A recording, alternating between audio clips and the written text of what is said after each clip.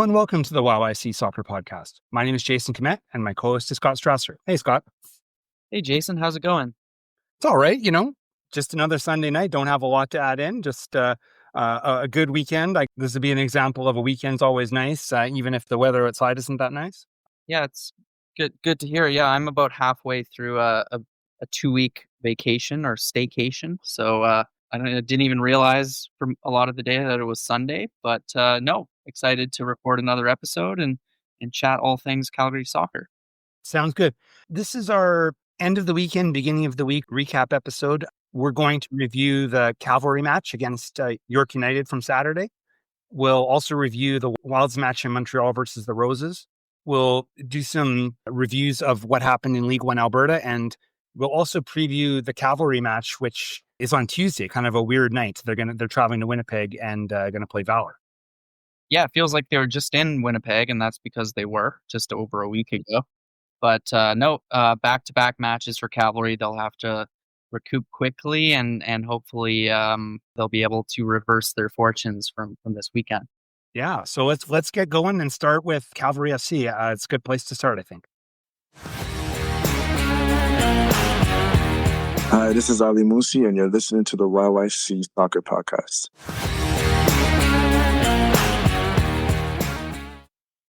So Cavalry played York United at Spruce Meadows on Saturday afternoon, and York United came out of it with a 1-0 victory. Yeah, this was a really rare win for York at Spruce Meadows. I don't think they've won that many at Atco Field over the past 7 years, but it was a game where York scored off their only shot on goal, 36th minute, Julian Altobelli getting his 9th of the season. Pretty poor giveaway from Cavalry's center back, Callum Montgomery, trying to pass out the back. York capitalize and Altobelli gets an easy finish. That was the only goal of the game, but I think there's still a lot to talk about. This was a game that Cavalry dominated in every statistic except the one that matters most. But I mean, having a lot of shots on goal or having a lot of possession, creating a high XG, that doesn't necessarily win you games. You got to put the ball in the back of the net, and that's something that Cavalry weren't able to do on Saturday. Definitely. That goal that York got, I believe Tommy Wilden Jr. referred to it in the post-match press conference as a gift. And he said, we gave them a gift. They didn't give us one back in return. I know Marco Carducci made some comments about they did a lot of things right in that game. And it's true. The XG was 2.8, but at the end of the day, yeah, they didn't score. They lost the game and they dropped 3 points. So, yeah, it was, 26 shots to 8. Cavalry had 64% possession, 9 shots on goal. York just had that 1 shot on goal, but they made it count. You really got to commend their goalkeeper, Diego Urtiaga, who was the man of the match. He made 9 saves. And I heard on the broadcast, because I didn't watch this game live, I was watching it on Fubo this morning, actually. That's the second highest saves total in CPL history. That surprises me. I wouldn't have guessed that. Like that double save, though. Like, man, that's the definition of a game saver, right? Yeah, that was the one you're referring to. That was in I think around the 85th minute when Cavalry were really chasing an equalizer and throwing everything forward but the kitchen sink. And yeah, I can't remember who forced those saves, but it was just like bang, bang. And yeah, he managed to, Urtiaga did really well to get up off the floor in order to make the second one. Ironically, though, because they do this whole save of the match sometimes really early into the second half, that didn't get that award, eh? It was Marco Carducci's save early in the first half where he tipped it over the crossbar. That was a really nice save, but I think if you're making the case for save of the match, I think you got to wait until after the game because otherwise you don't really know what's going to happen because they gifted that in around the 70-minute mark or something.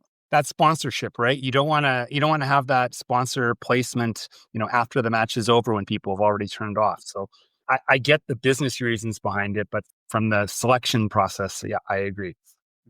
So Jason, the action didn't necessarily stop when the final whistle blew. It was kind of not quite clear what happened after the match. It was quite clear that there was some kind of altercation between the players, but cameras didn't really capture that much of it, or they purposefully didn't follow along with what was going on. But there was a lot of questions asked afterward about what exactly happened, because it appeared that Ali Musi was given a red card. Yeah, well, I'll give you from my perspective what I saw. I was there, and after the game ended, there was sort of a bit of a scrum near the middle of the field, and there were some heated words going across there and stuff. And then all of a sudden, you thought you saw a little bit of shoving and stuff, but I didn't really get the impression that anything terribly significant was happening in there. And where we sit in the media section at Spruce Meadows, they have a One Soccer playing right there, so you can watch, what's happening. And yeah, One Soccer had already cut away to commercial, and they weren't going to show any of that. The only other thing I sort of saw was all of a sudden a whole bunch of players started running towards the dressing rooms, and I thought, well, there must be something going on close to there, but that's so far away from where we are that I couldn't really see anything. And then yeah, this whole thing, when during the press conference, nobody said a word about any of this. I think Antebelli was there. He didn't say anything about it. The York head coach Sacchio, he didn't say anything about it, and neither did Marco Carducci or Tommy Wilden Jr. So I kind of feel bad in a way that I didn't have a chance to ask, but I don't think I realized it was such a thing. I don't know what Musi did that made what he did worse than anybody else. And what would that mean exactly? I mean, is he suspended for the next 3 games? Because that will be a big loss for Cavalry, even though he hasn't really been playing all that great in the last couple of games. Yeah, well, it's a red card, so I don't see why that wouldn't be the case. And it's like One Soccer eventually did show after the fact some of the things that happened in that scrum, and there's probably other people that could be at risk of getting disciplined as well. There was a bunch of real shoves and everything like that, and even Tommy Wilden Jr. got into a little bit there. I think he had a hand sort of on a York player there, and so I don't know how that will be interpreted, by a league office, but I wouldn't be surprised if there's more repercussions to all that. So we've heard some Cavalry players refer to York as being specialists in the dark arts. The CPL website's recap of this game included some pretty interesting statistics that I wasn't actually aware of, but I want to include them in tonight's discussion. First and foremost, York has conceded a league-leading 231 fouls, and they've obtained 56 yellow cards, which is 14 more than any other team. However, they haven't gotten a red card yet. That's crazy that they haven't got a red card in all these matches despite all those yellows. How does that happen again? I personally think they could have gotten a red in this game if you think about the tackle that may have precipitated all of that post-game brawling between the players, but I'm referring to Oswaldo Leon's high tackle. Sorry, it would have been on Gote Natigny on the right wing. And yeah, that got a yellow card, but he did fly in with studs pretty high, and I don't think he caught Natigny too badly, but if he had gotten him, it really could have done some damage. Yeah, and that's just been the MO of York. I think this all kind of even goes back to their previous coach even, but it seems like even though there's been a coaching change, that general style of play has sort of continued on there. Well, yeah, well, it has been working for them, to be honest. This is actually their 6th unbeaten game in a row in the CPL. York have moved up to 4th place. Cavalry are in 3rd, just 1 point ahead of York, albeit with a game in hand. But Cavalry, because of their recent slump, which you could argue they may still be in, they've kind of fallen off the pace a little bit when you think about like the top 3, because they're now 10 points back of Ottawa, who are in 1st place. And another thing I want to highlight that One Soccer or the CPL writers did a good job of noticing is something that happened to Cavalry yet again tonight, where when they concede first, they really struggle. I mean, they're not a team this year that is able to claw their way back from a 1 or 2 goal deficit.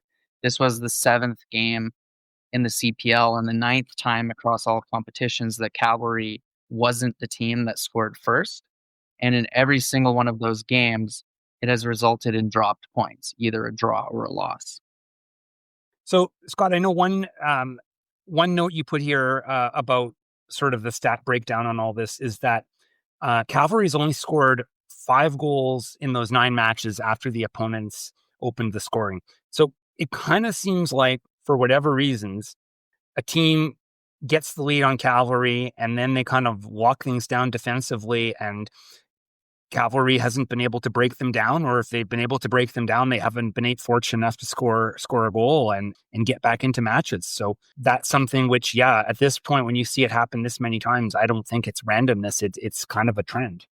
Yeah, and I think you're right in the sense that teams know that they can shut up shop if they get up 1-0 over Cavalry, and they're often, like York was able to this weekend, to hold on for the 3 points or to at least take home 1 point. Another factor could be frustration. I think we've seen Cavalry get frustrated in those matches where they're down, and sometimes that can manifest itself into just a drop in quality, right? Like if players start pointing fingers or getting frustrated with each other. So it's definitely, you're right, it's not random. It's definitely a trend, and it's something that they have to figure out moving forward. So as we already mentioned, Cavalry has a very quick turnaround before they return to action. Tuesday evening, 6 p.m. in Winnipeg, they're going to be playing Valor for the 3rd time this season. They beat Valor 2-1 just over a week ago, but that was only thanks to a 93rd minute goal from Sergio Camargo. So they're going to have their work cut out for them, especially coming off a hard-fought game 3 days before this. Yeah, and Valor was able to pull out a victory in Vancouver, and they were able to notch 3 goals, right? So from Valor's perspective, they're coming in on this on a real positive note. Definitely. And just before we transition to our second segment, let's quickly mention that Cavalry U21, they'll be in action early this week as well, and not for a League One Alberta game. Yeah, they're going to be in Kamloops. The city of Kamloops has organized this, I believe it's called the Kamloops International Cup, and this is the 2nd year that they've done it. And last year, Cavalry was there, and they played Fulham's U21 team. And on Monday, they're going to be in Kamloops playing Nottingham Forest's U21 team. So yeah, kind of a bit different than your typical League One matchup. And I don't know for sure, but I know last year's match was live on YouTube, so it'll be interesting to see how they stack up in comparison. And also, if you're really wanting to find out who's going to be in the lineup against Valor, anybody that's in Kamloops on Monday night won't be making the trip to Winnipeg for the game the next day. This is Keelan Stewart. You are listening to YYC Soccer Podcast.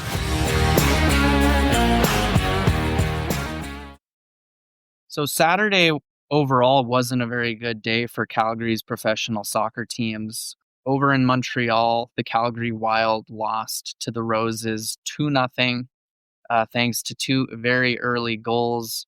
It means that the Wild have conceded 5 goals without any response in their last 2 games. This is about as ugly a start of a match that you could ever have.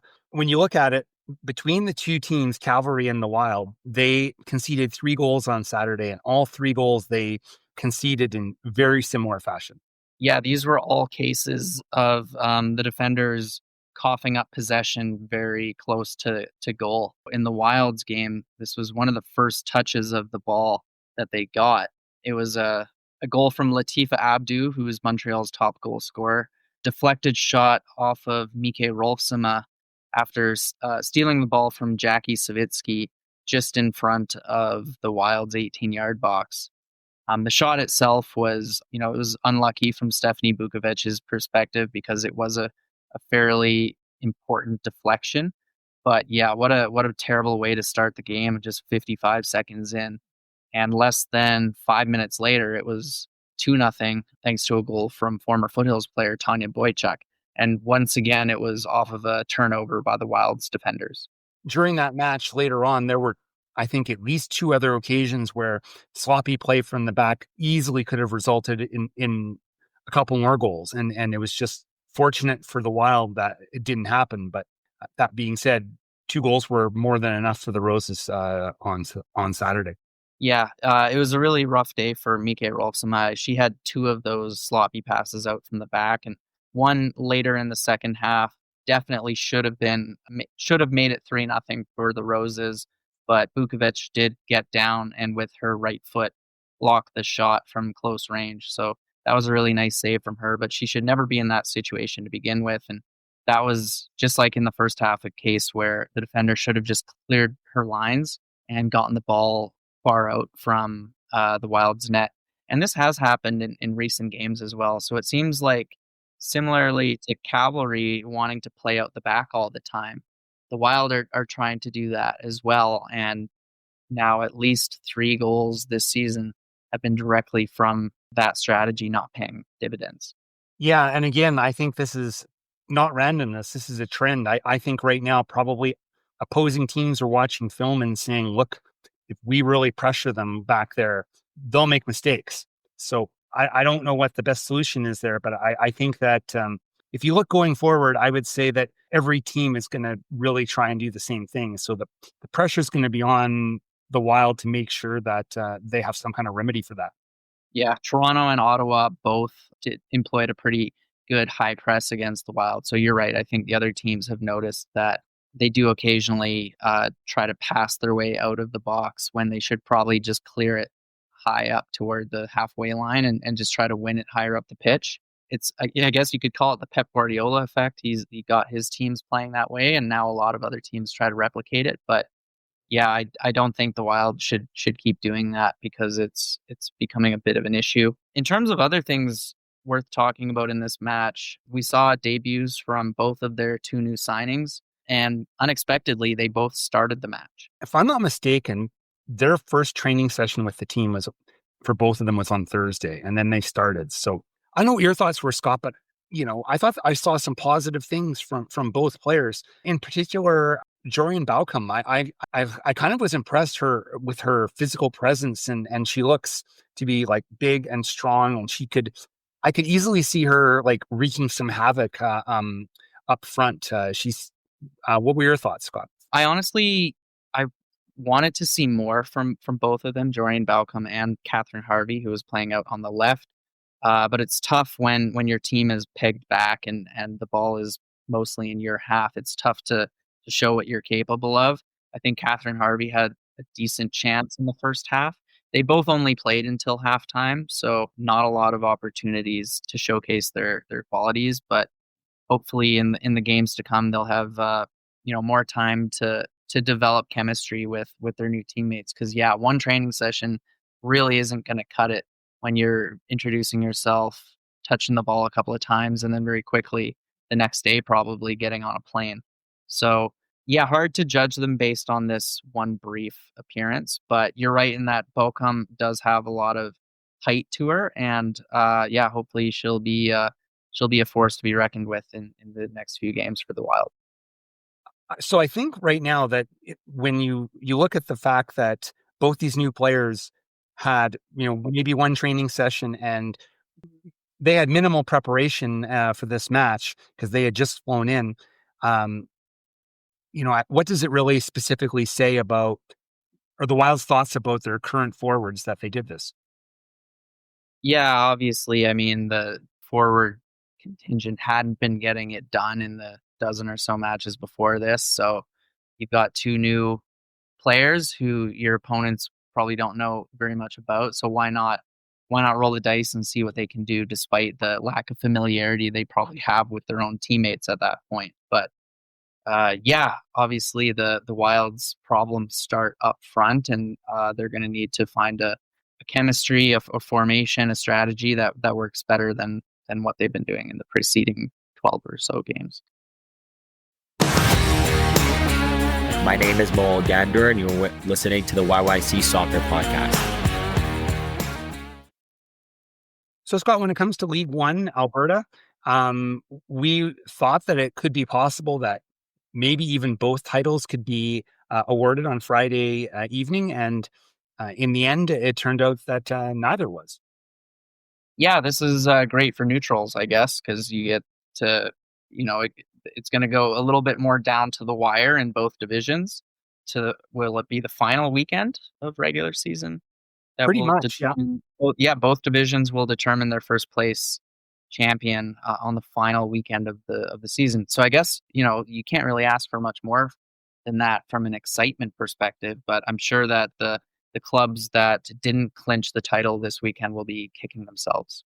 Yeah, and let's start by talking about the women's division. And, going into Friday, Foothills was in control of their own destiny, and they had St. Albert coming to visit them at Macron. And, a win by Foothills and a loss by Blizzard would have secured the title for Foothills. But at the end of the day, if Foothills was able to win this one and the next one, it wouldn't really matter what Blizzard would do. But yeah, it didn't happen. St. Albert was able to pull off the upset and 2-1 victory for the Impact.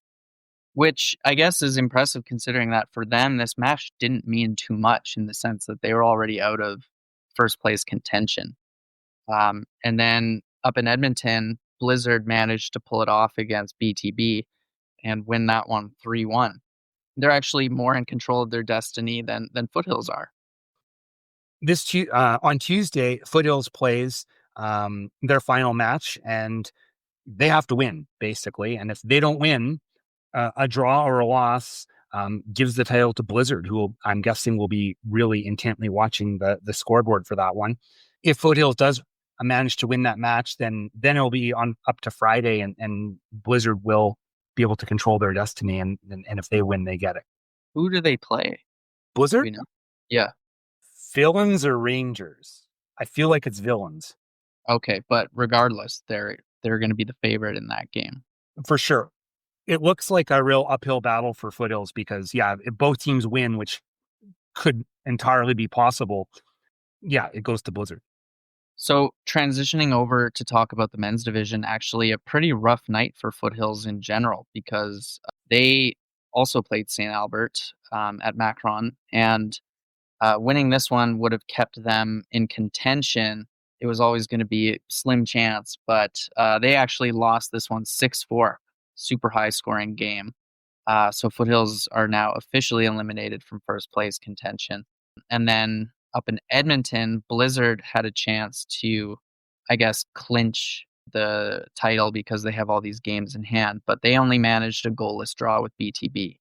BTB is now eliminated because their season is over. They can't add any more points to their total. So even though they're actually currently tied with Blizzard with 29 points on the table, they're eliminated. It is a 2-horse race now between Blizzard and St. Albert. Yeah, and Blizzard, if they win on Friday and St. Albert lose, they'll win the championship. Any other combination of results would result in the title coming down to the final round of matches would that be the following Tuesday or something? Something like that, yeah. So we've mostly just talked about the teams that were up at the top of the table, but there were some games on Friday that didn't affect the title race. On the men's side, Cavalry U21 had a goalless draw with Rangers at Sate. And then up in Edmonton, Callies and Scottish played. And on the men's side, Scottish won that one 2-0. And on the women's side, Callies won 4-1 with goals coming from Julie Sorokin, Ali Tanis, Amelia Iwanitsky, and Maya Letelier. Thank you for listening to the YYC Soccer Podcast. You can have this podcast downloaded to your device as soon as it becomes available by subscribing on Apple Podcasts, Spotify, or other platforms. Check out our website at yycsoccer.com, where you can look through our episode archive and find other options to listen, including our YouTube channel. We also have links to buy Scott's book. It's all about the history of professional soccer in Calgary, and it's called Here Come the Cavalry. You can leave a question or comment in the Contact Us section of our website. You can also interact with us on social media, such as Twitter X, Instagram, or Blue Sky, where our username is YYC Soccer 403. Thanks for listening.